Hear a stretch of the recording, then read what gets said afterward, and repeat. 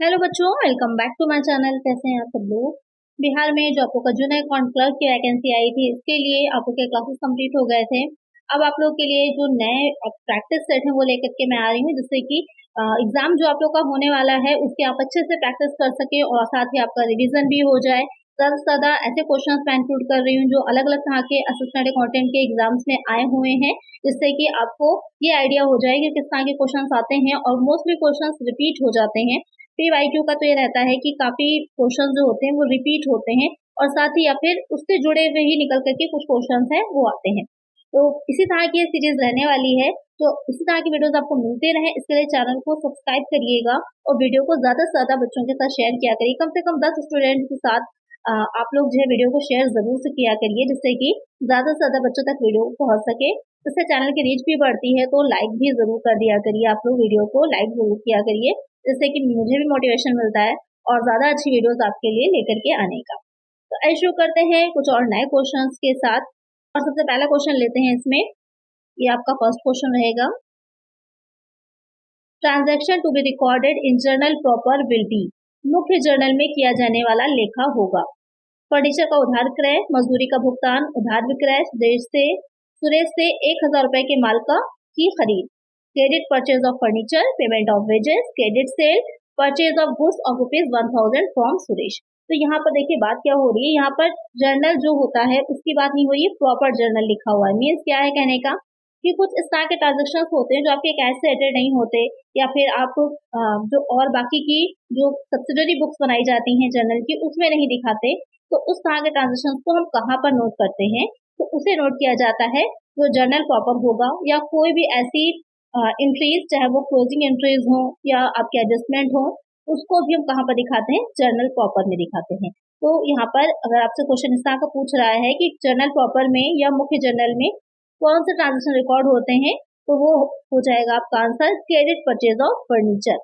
यानी कि अगर शॉर्ट में कहें तो इतना ध्यान में रखिएगा, अगर आपसे कहें क्लोजिंग एंट्रीज जो होती हैं वो कहाँ दिखाई जाती हैं, क्लोजिंग एंट्रीज, या फिर आपसे कहता है कि किसी भी तरह की जो क्रेडिट परचेज होता है, क्रेडिट पर होता है, उधार पे होता है, चाहे परचेज हो चाहे सेल हो, वो सब कुछ आपका प्रॉपर जर्नल में दिखाया जाता है। बहुत ही अच्छा क्वेश्चन है, करेक्ट आंसर हो जाएगा ऑप्शन है। या इसके अलावा ये भी आप आंसर समझ लीजिए कि वो सारी एंट्रीज जो और कहीं नहीं दिखाई जाती, जिनको और कहीं हम स्पेशली नहीं दिखा सकते, वो सब आपकी जर्नल प्रॉपर में जाती है। करेक्ट आंसर होगा हमारा ऑप्शन बी। चलिए नेक्स्ट क्वेश्चन लेते हैं। अगर आपने इसकी क्लासेस की वीडियोस नहीं देखी है तो जरूर से देख लीजिएगा, काफी हेल्पफुल रहने वाली हैं आपके लिए।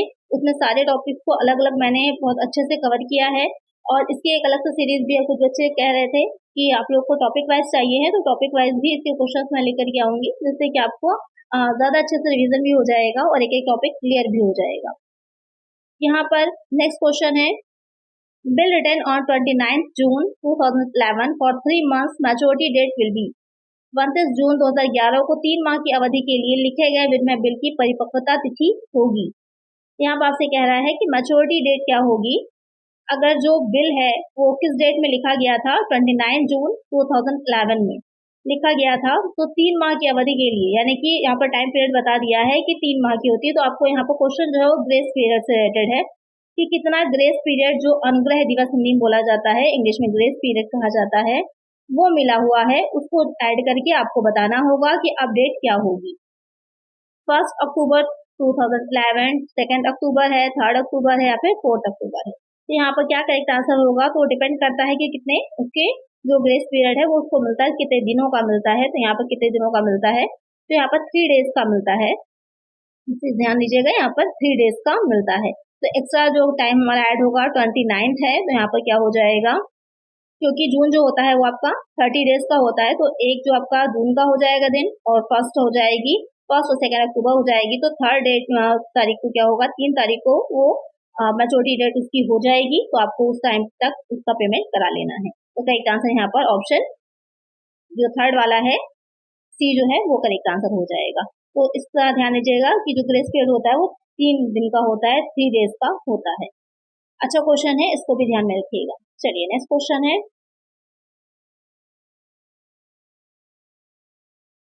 तो थर्ड क्वेश्चन है यहाँ पर, the holder of bill can receive payment from dash in the case of dishonour of bill.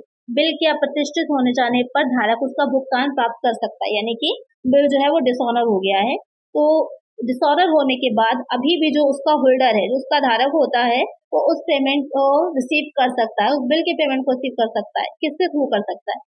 Only dry, only इंडोर्सर, या फिर एनी इंडोर्सर और ड्रायर। यहाँ पे क्या कह रहा है? केवल लेखक से ले सकता है, स्वीकारकर्ता से, इसे बेचान करने वाले से, या फिर किसी भी बेचानकर्ता अथवा लेखक से।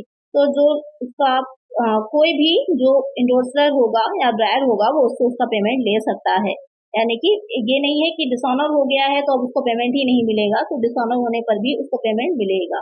किससे मिलेगा? इंडोर्सर या फिर ड्रायर से मिल सकता है। करेक्ट आंसर यहाँ पे हो जाएगा हमारा ऑप्शन डी, फोर्थ वाला पॉइंट जो होगा वो करेक्ट होगा। चलिए नेक्स्ट क्वेश्चन है,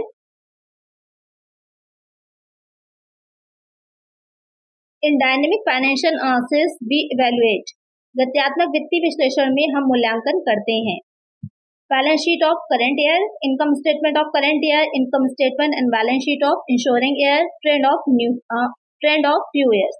यहाँ पर क्वेश्चन क्या कह रहा है कि वर्तमान वर्ष के चिट्ठे का, वर्तमान वर्ष के आय विवरण का, आने वाले वर्ष के आय विवरण तथा चिट्ठे का, कुछ वर्षों की प्रवृत्ति का।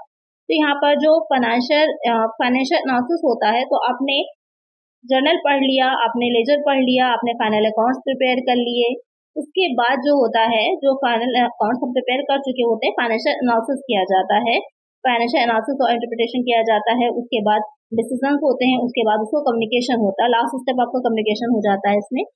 तो यहाँ पर फाइनेंशियल एनालिसिस जब हम कर रहे होते हैं, तो जो डायनेमिक फाइनेंशियल एनालिसिस होता है, गत्यात्मक होता है, उसमें हम क्या मूल्यांकित करते हैं, ये क्वेश्चन आपसे पूछ रहा है।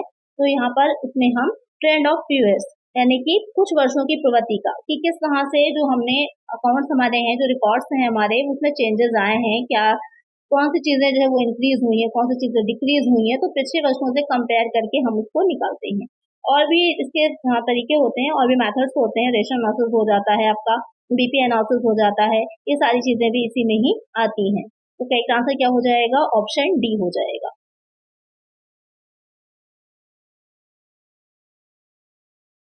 Which of the following is not a technique of financial analysis? इनमें से कौन सी वित्तीय विश्लेषण की तकनीक नहीं है?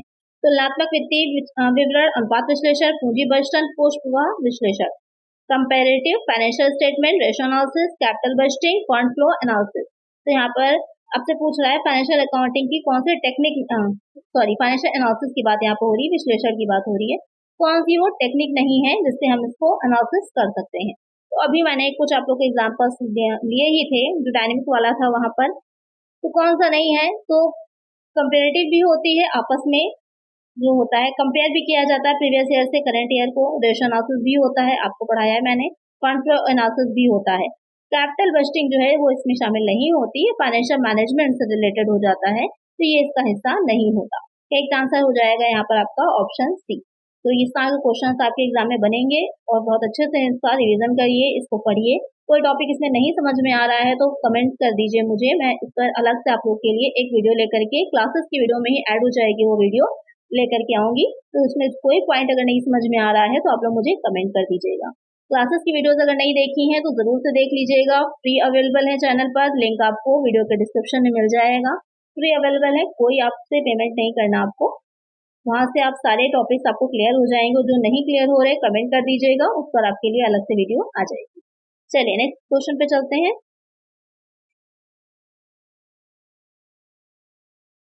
There will be flow of fund when, कोष प्रवाह होगा, goods is purchase for cash, machine is sold for cash, cash is collected from debtors, cash is paid to creditors.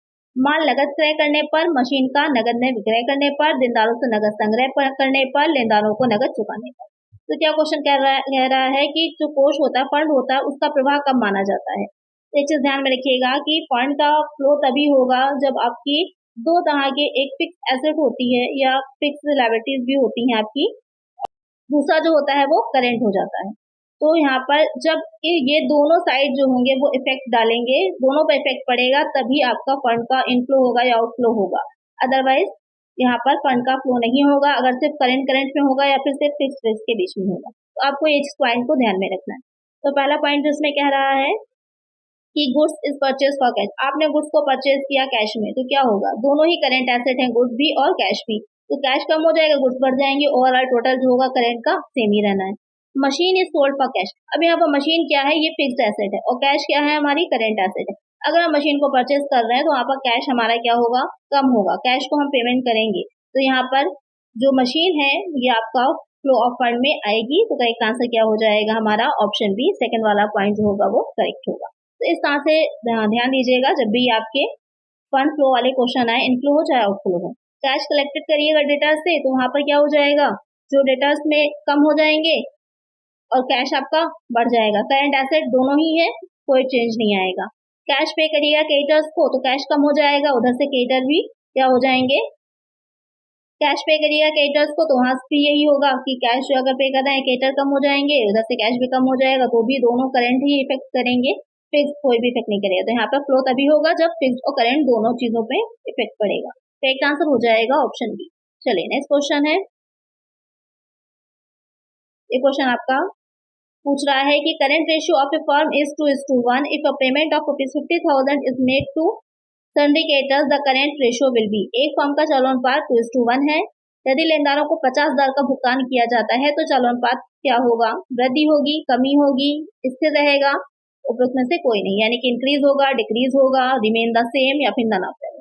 तो यहाँ पर क्वेश्चन जो कह रहा है कि आपने पेमेंट कर दिया है, जो क्रेडिटर्स होते हैं उनको 50,000 का, तो वहां पर पेमेंट को 50,000 कर देंगे, तो वहां पर क्या होगा, तो यहाँ पर क्या हो जाएगा कि 50,000 से हमारे क्या होंगे, क्रेडिटर्स कम हो जाएंगे, तो जो रेशियो होगा वो हमारा इंक्रीज हो जाएगा। करेक्ट आंसर हो जाएगा हमारा यहाँ पर ऑप्शन ए। चलिए नेक्स्ट क्वेश्चन है,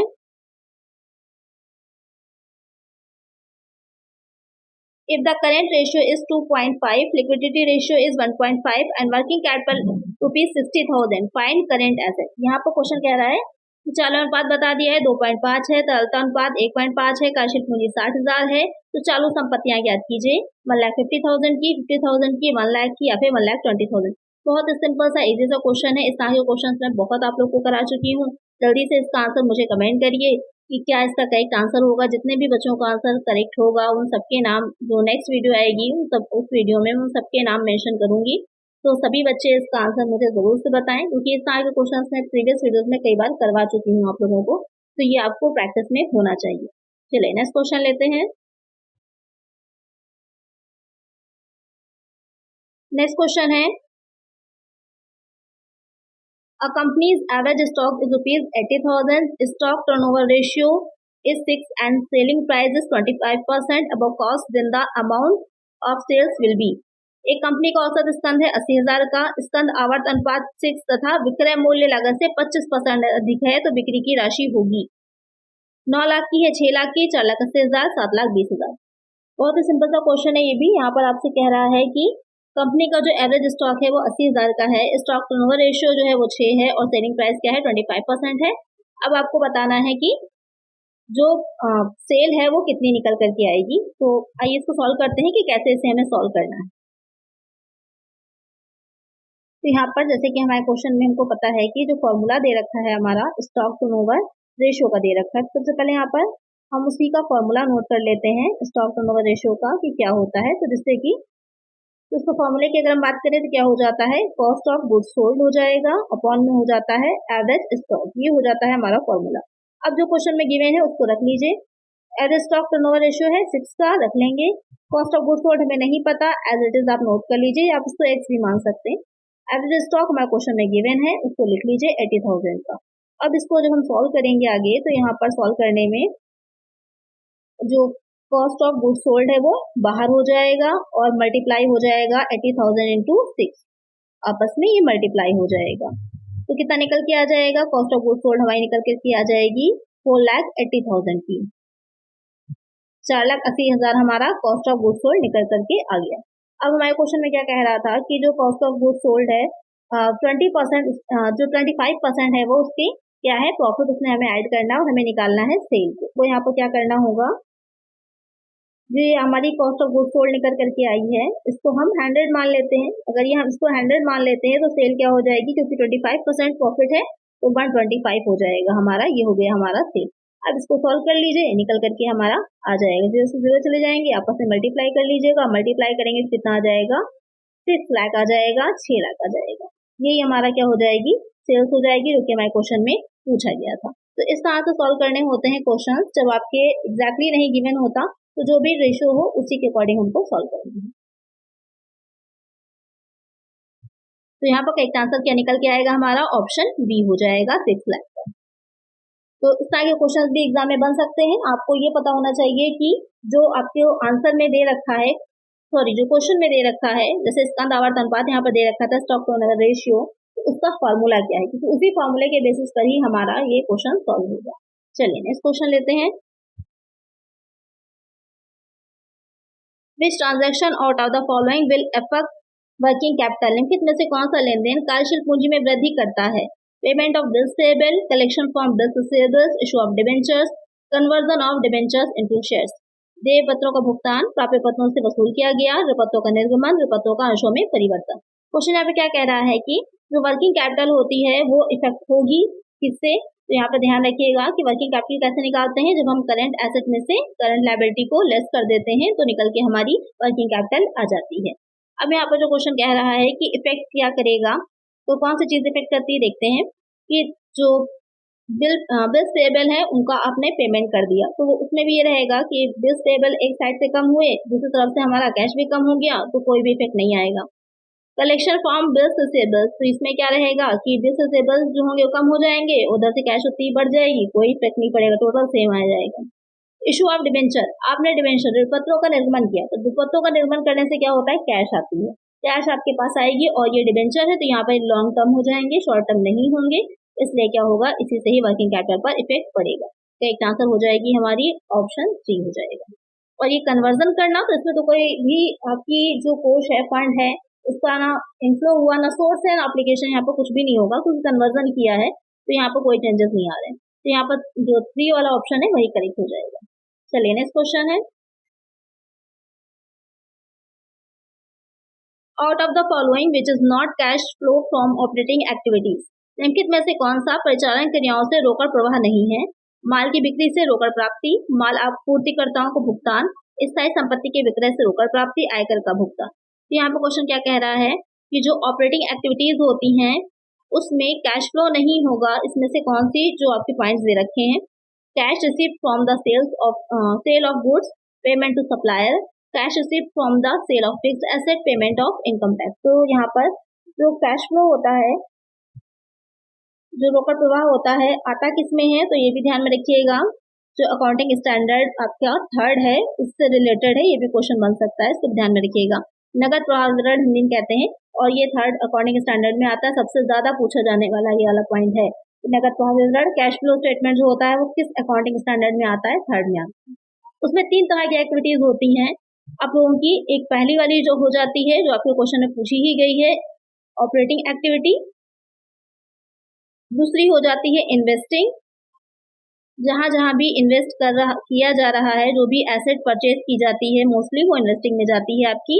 और जो 3rd पॉइंट हो जाता है वो फाइनेंसिंग हो जाती है, जैसे कि शेयर्स हैं या डिबेंचर हैं या कुछ भी इस तरह का, उसका जो है रीपेमेंट किया जा रहा है, रिडेम्पशन हो रहा है, या फिर वो इशू किया जा रहा है, दोनों ही इसमें ही आएंगे। तो जो भी बिजनेस को चलाने से जो एक्सपेंसेस होते हैं या मिल रहा है वो सारा आपको ऑपरेटिंग में जाएगा। जो फिक्स एसेट होंगे उसको सेल करेंगे या परचेस करेंगे, इन्वेस्टिंग में आएगा। और बाकी जो शेयर्स हैं, डिबेंचर्स हैं, इससे रिलेटेड फाइनेंसिंग में जाएगा। बाकी क्लियर हो गया। अब क्वेश्चन में आ जाते हैं। यहाँ पे कह रहा है कि कौन सा ऑपरेटिंग एक्टिविटी का हिस्सा नहीं है। तो पहला पॉइंट में क्या है, गुड्स जो है उसको सेल किया है, उससे कैश मिली है, किस में जाएगा, ऑपरेटिंग में जाएगा। पेमेंट टू सप्लायर, ये भी ऑपरेटिंग में जाएगा। Cash receive from the sale of fixed asset, देखिए यहाँ पर सेल किया है किसको, फिक्स्ड एसेट को, उससे हमको क्या मिला है, कैश मिला है। ये कहाँ जाएगा, ये आपका इन्वेस्टिंग में जाएगा। तो यही वाला पॉइंट क्या है, हमारा करेक्ट आंसर हो जाएगा कि स्थायी संपत्ति के विक्रय से रोकड़ प्राप्ति जो है वो आपका रोकड़ प्रवाह विवरण के परिचालन क्रियाओं में नहीं आती है। बाकी इनकम टैक्स का पेमेंट भी करेंगे तो वो भी आपका ऑपरेटिंग में ही दिखाया जाता है। बहुत ही अच्छा पॉइंट है, इसको भी ध्यान में रखिएगा। ये भी क्वेश्चन बनता है आपका अलग से। यहाँ पर करेक्ट आंसर होगा ऑप्शन सी। तो इस क्वेश्चन से आपके 3 क्वेश्चन क्लियर हो गए। चलिए नेक्स्ट क्वेश्चन पे चलते हैं।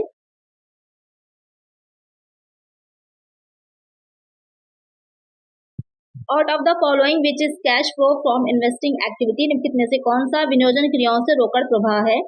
Cash receive from royalty, payment of dividend, purchase of of fixed asset all of seven. यहाँ पर क्या पूछ रहा है, इन्वेस्टिंग एक्टिविटीज के बारे में पूछ रहा है कि कौन सा करेक्ट हो जाएगा। तो यहाँ पर रॉयल्टी से कैश रिसीव हुआ है या फिर पेमेंट किया है डिविडेंड का, तो ये दोनों ही किस में चले जाएंगे, ये आपके रॉयल्टी और पेमेंट डिविडेंड दोनों ही आपके रॉयल्टी वाला जाएगा ऑपरेटिंग वाले में, और जो पेमेंट किया है डिविडेंड का आपने, तो पेमेंट ऑफ डिविडेंड जो होता है वो भी आपको किसमें दिखाया जाता है, वो आ जाता है आपका फाइनेंसिंग में। तो यहाँ पर जो फिक्स एसेट को परचेज करेंगे सिर्फ वही हमारा इन्वेस्टिंग एक्टिविटी में आएगा। तो करेक्ट आंसर क्या हो जाएगा, ऑप्शन सी हो जाएगा।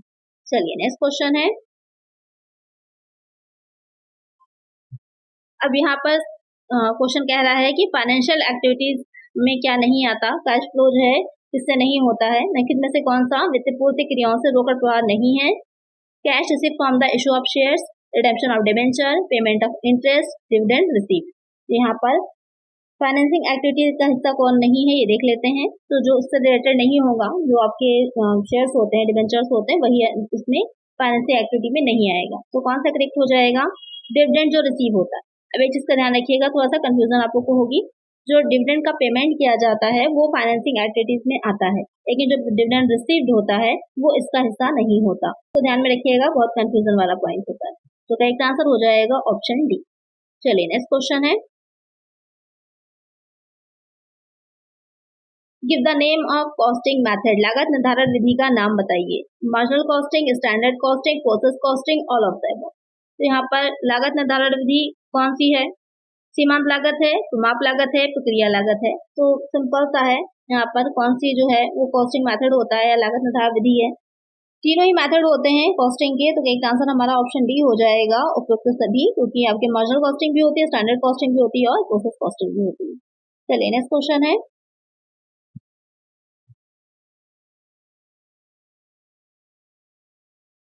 इन which of the following carriage inward is included, आगत गाड़ी भाड़ा निम्नलिखित में से किसमें सम्मिलित किया जाता है। प्रशासनिक उपरिव्यय में, कारखाना में, वितरण उपरिव्यय में, मूल लागत में। जो कैरेज इनवर्ड होता है उसे हम कहाँ पर दिखाते हैं, किस तरह के ओवरहेड में दिखाते हैं, ये क्वेश्चन आपसे कह रहा है। तो ये किसका हिस्सा हो जाता है, ये हो जाएगा आपका। जो कैरेज आउटवर्ड होता है वो आप फैक्ट्री ओवरहेड में दिखाते हैं, और उसे हम कहाँ पर डालते हैं, जो प्रॉफिट एंड लॉस अकाउंट होता है उस प्रॉफिट एंड लॉस अकाउंट में उसको हम दिखाते हैं। लेकिन जो इनवर्ड होता है वो आपका किसका हिस्सा होता है, जो ट्रेडिंग अकाउंट हम बनाते हैं उसका हिस्सा होता है, क्योंकि आपका एक तरह का डायरेक्ट एक्सपेंस होता है। तो यहाँ पर इसे हम कहाँ दिखाएंगे, इसे हम दिखाते हैं प्राइम कॉस्ट में, मूल लागत में। तो एक आंसर क्या होगा हमारा, ऑप्शन डी हो जाएगा। तो ध्यान में रखिएगा कि अगर आउटवर्ड दे रखा हो तो पीएनएल में जाएगा, फैक्ट्री ओवरहेड का हिस्सा है, और अगर आपका दे रखा हो कि इनवर्ड है तो वो आपको प्राइम कॉस्ट में जाएगा, और कहाँ दिखाएंगे, ट्रेडिंग अकाउंट में दिखाएंगे। चलिए नेक्स्ट क्वेश्चन है। Fix cost per unit decreases, स्थिर लागत प्रति इकाई घटती है। With the increase in variable cost, with the increase in number of units produced, with the decrease in number of units produced, या फिर with the decrease in variable cost. जो fixed cost per unit होता है वो decrease होगा, यानी कि घटता है। वैसे तो आपको पता है जैसे कि 10,000 पर मंथ है, तो ये आपका 10,000 पर मंथ ही रहने वाला है, ये आपका बढ़ेगा नहीं ना तो घटेगा, फिक्स अमाउंट इसका रहता है। लेकिन अगर हम पर यूनिट की बात करते हैं यहाँ पर फिक्स कॉस्ट के, तो पर यूनिट जो होता है उसमें चेंजेस होते हैं। अब कैसे चेंजेस होते हैं वो देखते हैं ये, कि उत्पादनशील लागत में वृद्धि के साथ, उत्पादन इकाइयों में वृद्धि के साथ, उत्पादन इकाइयों में कमी के साथ, उत्पादनशील लागत में कमी के साथ। तो यहाँ पर जो फिक्स्ड कॉस्ट होती है वो आपकी जैसे जैसे आप यूनिट्स को बढ़ाते जाएंगे, वैसे वैसे प्रोडक्शन की यूनिट्स जैसे बढ़ती जाएंगी, वैसे वैसे फिक्स्ड कॉस्ट की पर यूनिट कम होती जाती है। जैसे कि सपोज कर लीजिए अभी आप अगर बना रहे हैं 500 यूनिट्स को अगर आप बना रहे हैं, और अब आप बनाने लगिए 1000 यूनिट्स, तो यहाँ पर अब आप नेक्स्ट जो बनाने लगे 1000, तो यहाँ पर अभी बना रहे हैं तो कितना जा रहा है, ये आपका 20 पर यूनिट आ रहा है निकल करके, लेकिन आगे कितना आ जाएगा, 10 पर यूनिट आ जाएगा अगर आप 1000 यूनिट बनाने लगे।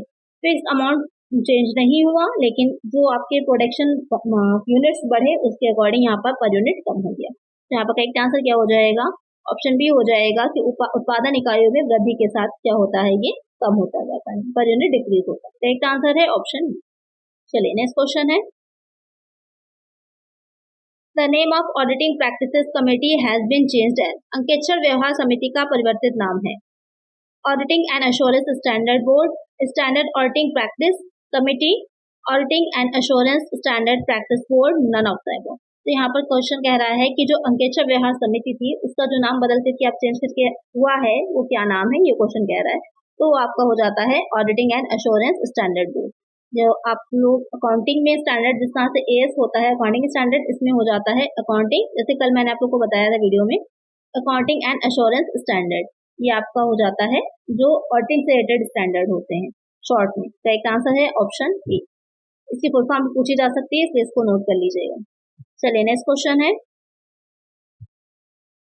नेक्स्ट क्वेश्चन है, first auditor of the company is appointed by. Company के प्रथम अंकेक्षक की नियुक्ति की जाती है।